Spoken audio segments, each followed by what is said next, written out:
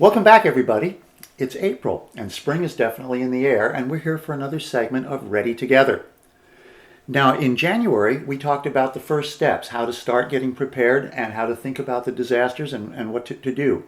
In February, we talked about water and how to make sure you have enough water in your home for a disaster, for an extended stay. Last month, we talked about how to shelter in place. And this month, we're going to talk about my and AJ's favorite topic, right, AJ? And That's what's right, that? Larry. Food. Food! Yes, speaking of which, did your wife make cookies again? AJ, right here. Have one. I can't, Larry. Once we're done, I'll have cookies and coffee, but first we need to get to work. Sounds good. Let's go. Okay, AJ. Now what I want to know is what to do with this food in my refrigerator if we have a quake or another emergency that causes the power to go down for a few days. Great question, Larry. During an extended power outage, the temperatures in your fridge and freezer will begin to rise even if the doors stay closed, which could help to harmful bacteria to grow on the food. Okay, and we sure don't want that. No. So step one, you want to get a thermometer like this, put one in your fridge and your freezer, and make sure that when the power goes out, if the temperature in your fridge goes above 41 degrees for more than 4 to 6 hours, the food will spoil. If the temperature in your freezer goes above 41 degrees for more than 1 to 2 days, you want to check and make sure your food's not spoiled as well. Okay, so in the fridge then, it's 41 degrees for 4 to 6 hours. And in the freezer, it's 41 degrees for 1 to 2 days. 1 to 2 days. That's right. And now why is the freezer different?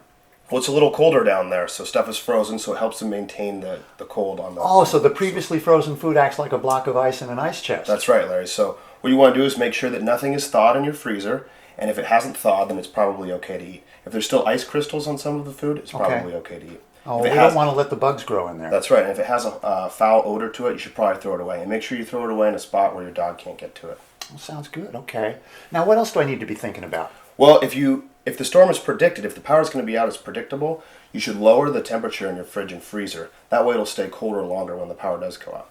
And if you have some blocks of ice or maybe a container of ice cubes, you can put that in your fridge and freezer too. It'll act kind of like a cooler acts. Great. Yeah. Okay.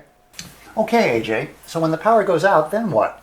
Well, 3 things, Larry. 1, don't open the door of your refrigerator or freezer more than you have to. Okay. Second one is you can get some dry ice, put it in the refrigerator, and it'll keep stuff colder longer. But remember, everybody's going to be out looking for dry ice at the same time, so you need to figure out where your dry ice is in your neighborhood, and know that it could be sold out. So it would probably be a good idea to reconnoiter my neighborhood a bit and find out who sells dried ice so I'll know where to go. That's right. Advance work. Yeah, exactly. Good. The third thing you can do is cover your refrigerator with a blanket or newspapers. That'll keep the cold air in, it'll insulate it. But remember, don't cover up the vent on the bottom, because when the power comes back on, it could overheat your fridge. Okay, we sure don't want that. No. So now, what if I don't know how long the power's been out or what the temperature is inside my fridge? Well, in that case, you can get food poisoning from spoiled food. So just go ahead and throw the food out. And I like to use the term, when in doubt, throw it out. You're already going to have enough problems as it is. You don't want to have food poisoning as well. Okay, sounds good. Yeah. Okay, thanks, AJ. Well, now on to a happier topic. How about those cookies and coffee? Oh, man, I'd love some. Oh, thank you, Larry. Okay, and thank you, everyone, for joining us for this latest segment of Ready Together. And right now, AJ and I have some serious work to do. From residential to commercial, from large loss to emergency response. Whenever damage strikes, call on the cleanup team that's faster to any size disaster. ServPro, like it never even happened.